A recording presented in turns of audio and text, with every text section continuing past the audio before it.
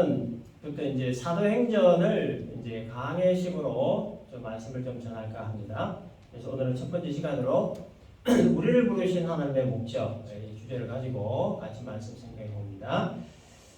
그래서 이 사도행전을 통해서 우리는 이 복음이 어떻게 확산이 되었는지, 또 교회는 또 어떻게 세워졌는지, 그리고 성령께서 어떻게 교회들을 이끌고 가시는지 등등을 우리가 좀 살펴보고 또 잘 배워서 이 캔버라 땅에 세워진 이 새생일교회가 어떤 부분들을 우리가 좀 접목해야 될 것인가, 이런 것들도 살펴보고 우리 교회를 통해서 이루시고자 하시는 하나님의 목적과 뜻과 계획들을 잘 깨달아서 무엇보다 이 복음에 대한 열정과 또 영혼에 대한 열정을 새롭게 하는 교회, 그리고 순결하고 생명력 넘치는 교회를 세워가는 일에 주력했으면 좋겠습니다. 사도행전은 누가가 기록한 성경이고 기록 견대는 누가가 누가복음을 기록한 60년에서 70년 이후에 얼마 지나지 않아서 기록을 한 것으로 그렇게 보고 있습니다. 누가가 이 사도행전을 기록한 그 목적은 부활하신 예수님께서 승천하시면서 그를 믿고 따르는 자들에게 남기신 사명이 무엇인가 하는 것을 밝혀주시고, 또 그 사명을 감당하는 자들에게 성령께서 어떻게 역사하셨는지, 그리고 복음이 교회를 통해 증거되는 그 과정, 그리고 그 결과들을 보여주시기 위한 목적으로 이 사도행전이 기록이 되었습니다. 먼저 1절을 보면 누가가 이 글을 써서 보낸 그 수신자에 대해서 데오빌로요 이렇게 기록을 하고 있죠. 데오빌로. 오늘 이 본문에는 그냥 데오빌로라고 이렇게 이름이 적혀 있지만 누가복음에 보면은 데오빌로 가카 이렇게 기록되어 있습니다. 가카라고 하는 이 호칭을 누가복음에서 붙인 것으로 봐서 이 데오빌로는 로마 정부의 고위 관료였다 하는 것을 우리가 알 수가 있습니다. 그래서 기독교에 대한 호감을 가졌던 인물이고 기독교로 개종을 한 그런 고위 관료였을 것으로 그렇게 추정합니다. 그런데 이 사도행전에서는 시작을 하면서 가카라고 하는 이 호칭을 빼고 그냥 데오빌로요 이런 이름만 불렀습니다. 이건 참 중요한 의미가 있습니다. 누가복음에서 가카라는 호칭을 사용을 한 것은 데오빌로가 가지고 있던 그 직함이나 사회적 위치를 부각시켰다는 것을 말하는 겁니다. 자, 이것은 이제 데오빌로가 아직 예수 안에 들어오지 않은 상태, 예수의 거룩한 영적 공동체 안에 들어오지 않은 상태를 말하는 겁니다. 그러나 누가로부터 복음을 듣고 그리스도인이 된 이 데오빌로는 이제 무엇이 되었습니까? 가족이 되었죠. 지난주에 우리가 말씀을 살펴본 것처럼 예수 안에 있는 자는 다 한 가족입니다. 그러나 이 가카라고 하는 이 사회적 직함도 물론 굉장히 중요하지만 그러나 그보다 더 중요한 것은 데오빌로가 그리스도 안에서 가족이 되었다, 예수 안에서 가족되었다 하는 이게 더 중요한 것이기 때문에 사도행전을 기록해서 데오빌로에게 보낼 때 이 누가가 가카라고 하는 경칭을 빼고 이름만 불렀던 겁니다. 그래서 이거는 데오빌로를 예수 공동체의 한 일원으로 가족으로 받아들였다 하는 것을 공식적으로 누가가 선언한 그런 내용이죠. 그래서 여러분 누구든지 교회 공동체 안에 들어오면 가족이 되는 겁니다. 가족. 내가 사회에서 어떤 사람이었는지 그게 중요한 게 아니고 내가 교회 공동체, 예수 공동체의 한 가족이 된다 하는 이것이 중요한 겁니다. 그래서 가족 구성원이 되면 사회적 모든 직함들을 다 내려놓는 겁니다. 내 아버지가 대통령일지라도 집에 오면 한 아내의 남편이고 아버지죠. 내 자녀가 판검사일지라도 집에 오면 그 부모의 자녀이고 또 형이나 동생일 뿐인 겁니다.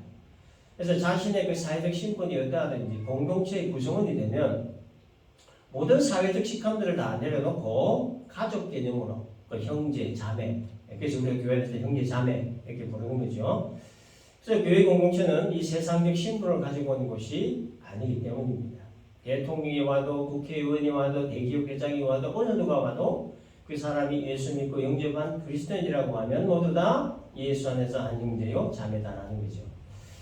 그렇기 때문에 교회에 올 때에는 이 세상 신분을 나타내는 직함들을 다 내려놓고 와야 됩니다. 가슴에다 세상 명찰 다 떼놓고 와야 하는 곳이 교회입니다. 군대를 갔다 오신 분은 잘 아시겠죠? 입대해서 훈련소에 가면은 이름이 없습니다. 네, 가슴에다 명찰에 새겨진 번호만 있을 뿐이죠. 그 훈련병 중에는 보니까 사장님 아들도 있고 교수님 아들도 있고 연예인도 있고 의대생도 있고 법대생도 있고 소위 사회에서 잘 나가는 사람이 다 있지만 다 필요 없더라고요. 왼쪽 가슴에다 명찰에 있는 번호만 있는 그 훈련병일 뿐입니다. 교회 공동체가 바로 이와 같다는 거죠. 세상 신분과 직함들을 다 떼고 그리스도의 영적 군사로서의 존재를 알리는 명찰을 달고 있을 뿐이라는 겁니다. 로마 정부의 고위 관료였던 데오빌로는 예수를 영접하고 그리스도인이 되고 난 이후에 각하라고 하는 이 명찰을 떼고 예수 안에 한 가족으로 들어갔고 그리고 그 공동체는 그를 가족으로 받아들였습니다. 그래서 가족 간의 직함은 필요 없다는 거. 중요한 것은 가족 의식이라고 하는 거. 그리고 예수 안에 한 가족이 되었다는 가족 의식을 가지는 것으로부터 진정한 신앙 공동체가 시작된다는 것을 우리는 잘 기억을 해야 합니다. 예수께서 부활하신 후 40일 동안 제자들과 함께 거하시면서 증인된 삶을 명령하시면서 성령 강림에 대한 요구를 하셨는데요. 그 첫 번째 하신 말씀은 사전에 보니까 사도와 같이 모이사 그들에게 분부하여 이르시되 예루살렘을 떠나지 말고 내게서 들은 바 아버지께서 약속하신 것을 기다리라 하는 이 말씀이었습니다. 예수님께서 제자들에게 주셨던 첫 번째 명령은 아버지께서 약속하신 것이 올 때까지 예루살렘 떠나지 말고 기다리라 하는 것이었어요. 그럼 아버지께서 약속하신 것이 뭘까? 5절에 보면 요한은 물로 세례를 베풀었으나 너희는 몇 날이 못되어 성령으로 세례를 받으리라 라고 했죠. 아버지께서 약속하신 것이 뭡니까? 성령이다 하는 걸 우리가 알 수가 있어요. 그래서 이 성령의 약속은 예수님께서 제자들과 마지막 만찬 때 이미 언급하신 말씀이었습니다. 요한복음 14장 16절 보니까 내가 아버지께 구하겠으니 그가 또 다른 보혜사를 너희에게 주사 영원토록 너희와 함께 있게 하리니 그랬습니다. 여기서 그 보혜사가 바로 성령을 말하는 거죠.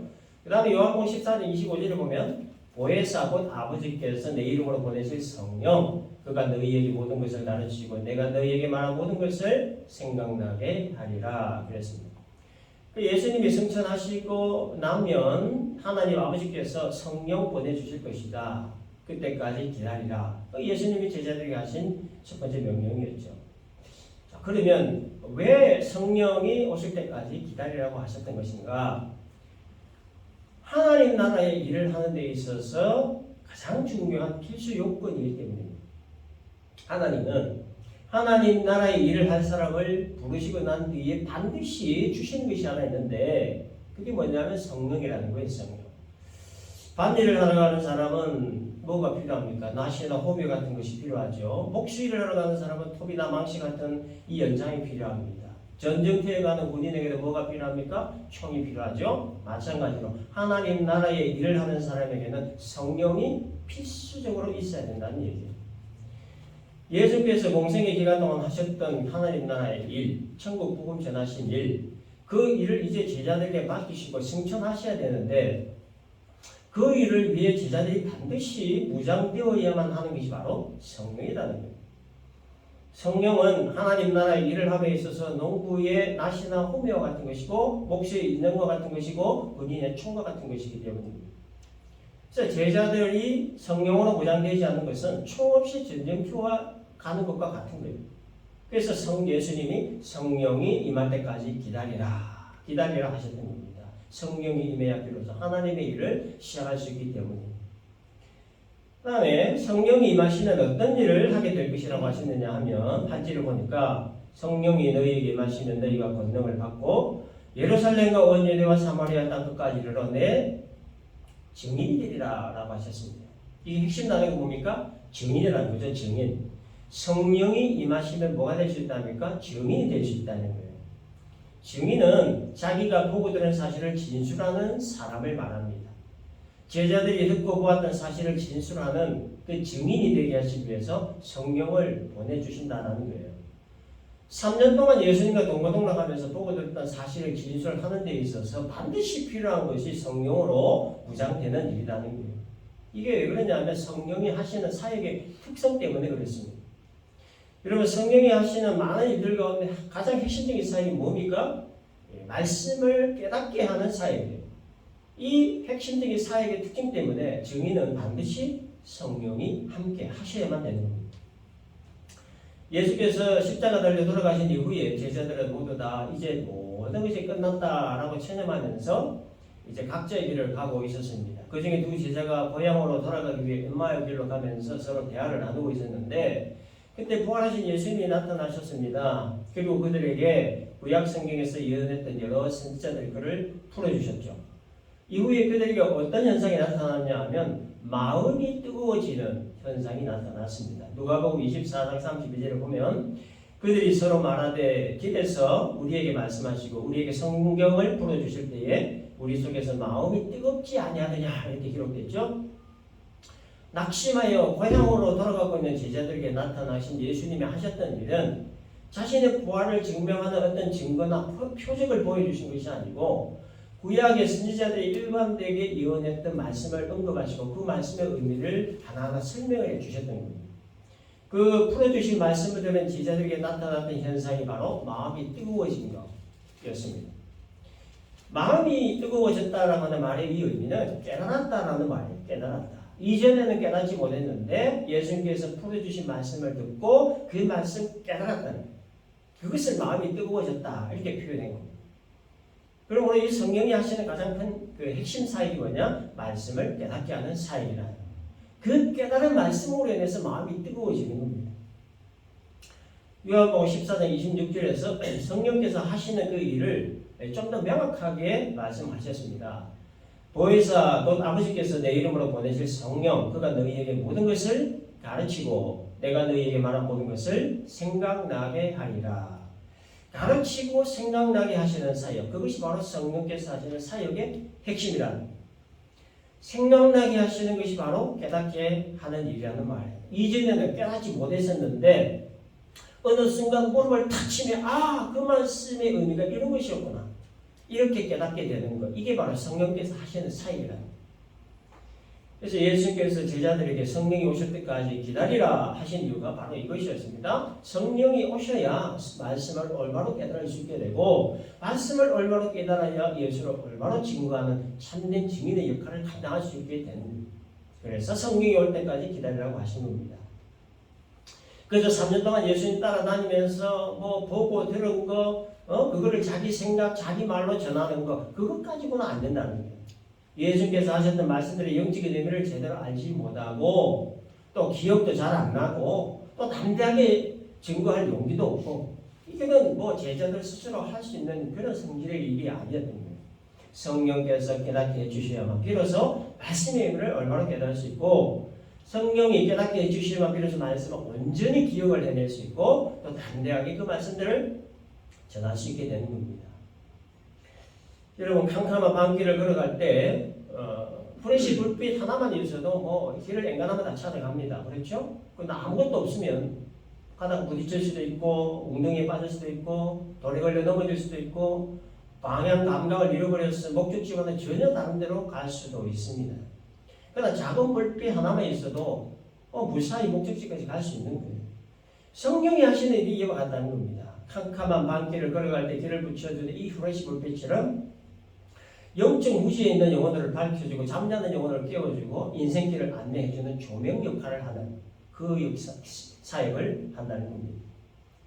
그래서 예수님은 이렇게 영적 무지와 무감각으로 인해 예수께서 하셨던 말씀들의 그 의미가 무엇인지 무엇을 어떻게 해야 하는지를 알 수 없던 이 제자들에게 성령을 보내주심으로 이제부터 무엇을 어떻게 해야 하고 어디로 가야 하는가 이거를 말씀을 통해 깨닫게 해주시고 그리고 담대하게 복음 전할 수 있는 그 용기, 힘, 능력을 주심으로 그 증인의 사명을 감당케 하시고자 성령 오실 때까지 기다려 하셨던 겁니다. 성령이 임할 때 어떤 현상이 나타나느냐에 대해서 8절을 보니까요. 권능을 받는다라고 합니다. 권능. 여기 이 권능은 영어 성경에 파워로 되어 있습니다. 그러니까 힘이나 능력을 말하는 거죠. 근데 이 권능의 그 원뜻은 두나미스라고 되어 있어요. 이거는 능력을 말하는 단어인데 이 두나미스에서 다이너마이트 그리고 다이나믹 많이 들어보셨죠? 이런 영어 단어와 라틴어 단어가 파생된 겁니다. 이 두나미스라고 하는 말은요 1톤의 폭약이 터지는 그 위력을 말합니다. 1톤의 폭약을 터지는 위력 어느 정도인지 모르겠는데요. 안 봐서 이게 이제 두나미스라고 합니다. 그래서 성령이 임하시면 1톤의 폭약이 터지는 위력과 같은 힘과 능력이 발생한다는 성령이 임하시면 영적 무지함에 빠져있는 영혼의 1톤의 폭약과 같은 폭발이 일어나고 영적 무지와 무감각이 터져버리고 먹고 있던 그 어둠의 세력이 터져버리고 현재 염려와 근심이 터져버리고 앞날에 대한 불안이 터져버리고 두려움이 터져버린 바로 그곳에 새로운 생명의 역사가 일어나게 되는 겁니다. 따라서 성령이 임한 사람은 옛것이 다 터져버리고 하나님 나라 백성으로서의 새로운 생명으로 다시 살아나게 되는 거예요. 무엇보다 예수의 증인으로서 삶을 살아가는 데 필요한 다이너마이트와 같은 큰 힘과 능력을 가질 수 있게 되는 겁니다. 그래서 사도행전 2장 이후에 보면요. 이 성령 받고 성령으로 무장된 이 제자들이 다이너마이트와 같은 폭발력 있는 그 큰 힘과 능력으로 담대하게 복음을 전하는 그런 모습들을 볼 수가 있습니다. 죽음 앞에서도 두려워하지 않고 담대하게 예수의 증인이 될 수 있었던 그 폭발적인 힘과 능력이 바로 성령으로부터 나온 권능이었다는 거예요. 여러분 성령은 이미 우리에게 임하여 계십니다. 그리고 언제 어디서나 우리와 함께 계십니다. 우리가 느끼든 못 느끼든 깨닫든 못 깨닫든 우리가 예수 영접한 사람이라면 성령은 우리 안에 계십니다. 예수를 나의 구주로 믿고 입으로 시인했기 때문이죠. 이제 남아있는 숙제는 성령께서 우리들 속에 충만한 상태로 계시도록 하는 일입니다. 성령은 인격적인 분이시고 또 우리는 자유의지를 가진 존재이기 때문에 내 안에 계신 성령께서 충만하게 임하여 계시도록 하는 일은 우리가 해야 될 일이라는 거예요. 내 안에 계신 성령께서 충만하게 임하여 계시도록 해야 한다라고 하는 이 말의 의미는 뭐냐? 성령께서 나를 다스리는 것을 말하는 거예요. 성령께서 내 생각을 다스리시고 내 말과 행동을 다스리시고 성령께서 내 삶을 다스리도록 그 자리를 내어드리는 것. 이게 바로 성령께서 충만하게 내 안에 임하여 계시도록 하는 일이다 라는 거예요. 내 인생의 자리에 내가 앉아서 내 인생을 내 생각대로 끌고 가는 것은 자아충만이라고 해요. 그러나 내 인생의 자리에 성령께서 앉으셔서 내 인생을 성령께서 끌고 가시는 것은 성령 충만이다. 그렇게 얘기하는 겁니다. 그래서 말씀과 기도를 항상 곁에 두어야 하는 이유가 바로 여기에 있는 겁니다. 여러분 누군가 만약에 아주 그 비싸고 멋진 자동차를 선물로 주었다고 하면 그때부터 관리는 내가 해야 되는 겁니다. 그 멋진 자동차를 타고 다니기 위해서 중요하게 해야 될 일이 뭡니까? 기름을 채우는 일이죠. 기름. 아무리 좋은 엔진과 옵션을 가지고 아무리 비싼 차라도 그 기름통에 기름을 채우지 않으면 아무리 엑셀레이터를 밟아도 이 차는 꼼짝하지 않습니다. 이 무용지물이 되는 거예요. 성령이 마치 이 기름과 같은 거예요. 기름통에 기름을 계속 채워 넣어야 차가 굴러가듯이 내 안에 계신 성령께서 충만하게 임하도록 계시게 해야 그리스도인으로서의 올바른 삶을 살아갈 수 있게 된다는 거예요. 기름통에 기름을 넣지 않으면 무용지물의 차가 되듯이 성령께서 충만하게 임하여 계시도록 하지 않으면 다시 말해서 내 인생의 자리에 내가 앉아서 내 인생을 내 생각대로 끌고 가면 결국 명목상의 그리스도인이 될 수밖에 없는 겁니다. 그러므로 예수를 영접함으로 성령받은 그리스도인이 몸부림쳐야 될 일은 내 인생의 자리를 성령께 내어드리는 내 인생의 자리에 앉아있는 나를 끌어내리고 성령께서 내 인생의 자리에 앉으셔서 나를 다스리시고 나를 이끌고 가시도록 성령께 내 인생의 자리를 내어드려야 됩니다. 그렇게 할 때 비로소 예수를 영접한 사람으로서 그리고 성령 받은 사람으로서 올바른 삶을 살아갈 수 있게 되는 겁니다. 그 다음에 성령 받고 증인되라는 말씀 남기신 예수님 이제 하늘로 올라가셨습니다. 그 광경을 쳐다보고 있던 제자들에게 흰 옷 입은 두 사람이 제자들에게 이렇게 말했습니다. 11절에 갈릴리 사람들은 어찌하여 서서 하늘을 쳐다보느냐 너희 가운데에서 하늘로 올리신 이 예수는 하늘로 가심을 본 그대로 오시리라. 자, 이것은 예수님의 재림을 말씀하신 부분이죠. 예수님은 이 땅에 다시 분명히 오신다는 말씀입니다. 예수님께서 출임하셨을 때의 그 목적과 재림하실 때의 목적은 다릅니다. 예수님의 그 초림의 예수님은 구원을 완성시키기 위해 오셨습니다. 그 목적을 위해서 친히 십자가 지시고 죽으신 거예요. 재림의 예수님은 뭐하러 오십니까? 심판하시기 위해 오셔요. 그래서 믿는 자는 영생으로, 믿지 않는 자는 영벌로 심판하시기 위해 재림하십니다. 지금 우리는 어떤 시대를 삽니까? 예수님의 초림과 재림의 그 사이에 있는 시대를 살아가고 있습니다.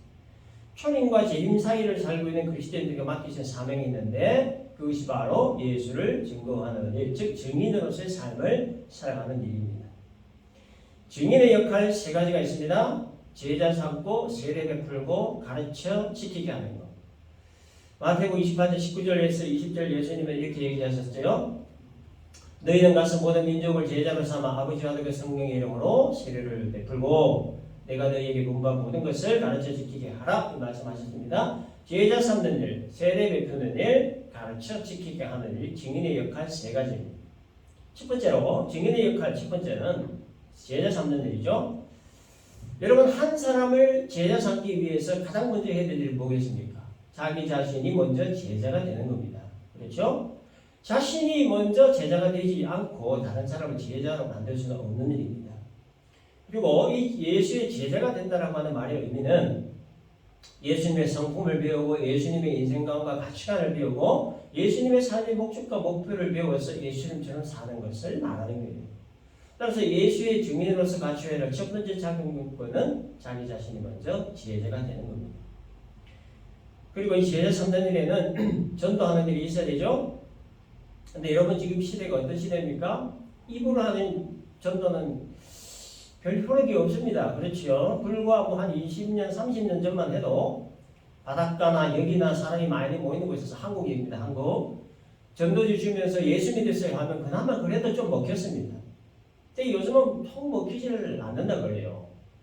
극단적인 말로 너나 잘하세요 이렇게 표현한다고 합니다. 그래서 말로 전도하는 시대는 끝났습니다. 그럼 뭘로 전도해야 될까요? 삶으로 해야 됩니다. 삶으로 전도하는 시대입니다. 그 어떤 삶이냐? 여러 가지가 있겠지만 한 가지만 말하라고 하면 착한 행실입니다. 착한 행실. 마태복음 5장 16절을 보면 너희 빛이 사람 앞에 비치게 하여 그들로 너희 착한 행실을 보고 하늘에 계신 너희 아버지께 영광을 돌리게 하라 하는 말씀이 있습니다. 하나님께 영광 돌리는 일, 즉 하나님을 기쁘시게 해드리는 일 중에 하나가 하나님을 떠난 사람들이 하나님께로 돌아오는 일인데 그 일을 위해 그리스도인들이 중요하게 다뤄야 하는 것이 바로 착한 행실이라는 여러분 오늘 교회의 권위가 실추되고 그리스도인의 신뢰도가 떨어지는 여러 가지 원인 중 하나가 바로 착한 행실이었기 때문이 아닌가 싶습니다. 착한 행실이 없는데 누가 복음에 대해 마음을 열고 관심이나 가지겠습니까? 교회를 다니다가 상처받고 낙심하여 교회 안 다니는 사람들 대부분에게 이유를 들어보면요. 믿는 사람들의 미선이나 몰삭식함이나 무례함이나 거기다가 표독스러움 이런 모습을 보고 어느 누가 실망하지 않을 수 있겠느냐 하는 겁니다. 교회가 완벽할 수는 없습니다. 그래도 세상보다는 좀 더 나은 수준을 기대하고 오는데 근데 이 교회가 오히려 더 못하다고 하면 낙심하지 않은 사람 어디에 있겠습니까? 상처받지 않은 사람 어디에 있겠느냐 하는 겁니다. 그래서 물이 아무리 깨끗해도 그 수도관이 더러우면 더러운 물이 나오듯이 복음이 아무리 좋아도 이 통로가 더러우면 그 복음이 온전하게 전달되지 못하는 겁니다. 그래서 도덕성이라든지 정직성이라든지 인격성이라든지 이런 것들이 전부 착한 행실의 범주에 포함되는 것들이에요. 완벽할 수는 없지만 이와 같은 착한 행실이 어느 정도 그래도 수준이 좀 돼야 그래도 예수 믿으라고 하는 말이라도 한마디 할 수 있지 않겠는가 하는 겁니다. 그래서 여러분 착한 행실을 통한 삶의 전도가 절실한 그런 시대를 우리가 지금 살아가고 있습니다. 증인의 역할 두 번째는 세례를 베푸는 일입니다. 세례를 베푸는 일은 당시에 제자들이 했던 일이죠. 또 지금은 목사들만 할 수 있는 일이기 때문에 여러분들에게는 해당이 없는 일일 수 있겠지만 근데 이 세례를 베풀라라고 하는 이 말을 오늘날 의미로 재해석을 하면요. 뭐냐 처음 교회에 온 사람들이 세례를 받을 수 있도록 세례받는 그날까지 지속적인 돌봄과 양육의 일을 하라 한 거예요. 세례 자체가 구원을 받게 하는 수단은 아니지만 그러나 예수를 마음으로 영접하고 입으로 신함으로 죄사함 받고 구원을 얻어 하나님의 백성이 되었음을 공식적으로 선포하는 중요한 의식이 세례식이기 때문에 교회에 새로운 사람들이 그때까지 그렇게 할 수 있을 때까지 교회의 기존의 성도들이 사랑의 마음으로 많은 돌봄과 양육이 필요하다. 그런 의미로 우리가 재해석할 수가 있습니다. 그 다음에 증인의 역할 세 번째는 가르치는 일입니다. 여기에 이 가르치는 일이라는 것은 기본적으로 말씀을 가르치는 일을 말하는데요. 궁극적으로는 그리스도인으로서의 삶의 방식 전반을 말하는 겁니다. 그리스도인의 삶의 방식 기준이 뭡니까? 하나님의 말씀이죠. 하나님의 말씀 성경이기 때문에 그래서 그리스도인의 그 올바른 삶을 위해 무엇보다 필요한 일이 바로 성경을 가르치고 또한 성경을 배우는 일입니다. 무엇보다 성경을 통해서 예수님의 가치관을 배우고 인생관을 배우고 세계관 등을 배우고 가르쳐서 예수님처럼 살아가게 하는 게 교회 교육의 궁극적인 목적입니다. 그래서 교회가 이 예배와 함께 중요하게 다뤄야 되는 것이 바로 교육입니다. 교육. 그래서 만일 교회가 성경을 가르치지 않거나 가르치지 않는 교회는 없겠지만 성경을 가르치지 않거나 성경을 배우지 않는다면 아주 심각한 문제가 발생합니다.